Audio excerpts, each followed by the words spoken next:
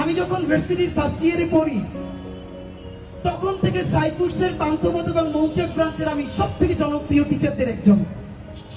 আমি যখন ফার্স্ট ইয়ারে পড়ি তখন ভার্সিটি এডমিশনের জন্য একটা ইংলিশ বই লিখছিলাম, চান্স প্লাস। 5 বছরে রেকর্ড পরিমাণ বিক্রি হয়েছে বইটা। আমি ওই ফার্স্ট ইয়ারের একটা ছেলে, এত রেভিনিউ পাইছি, মানে আমার বোন সেই টাকা নিয়ে আমার জন্য ঢাকার আশেপাশে একটা জমি কিনে ফেলছে। এই কথাটা এই জন্য বললাম, এই গণ অভ্যুত্থানের পরে আমার ইনকাম কমে গেছে। আমি একদিন ক্লাস নিলে ইনশাল্লাহ 10,000 টাকার চেয়ে বেশি পাইতাম 5টা ক্লাসে। আমি আইএলটিএস এর যে প্রাইভেট ব্যাচ পড়াইতাম, স্পেশাল ব্যাচ শুধু রিডিং এর, সেখান থেকে অনেক বেশি ইনকাম হইতো।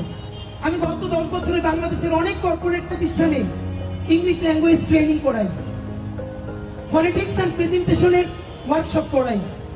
বাংলাদেশে এবং বিদেশে হাজার হাজার শিক্ষার্থী আছে আমার, যাদেরকে গত 10 বছর ধরে আমি ট্রেন আপ করাইছি। এই কথাটা এই জন্য বললাম, পয়সা দিয়ে কেনার ক্যাপাসিটি আমার এই জন্য কারণ নাই।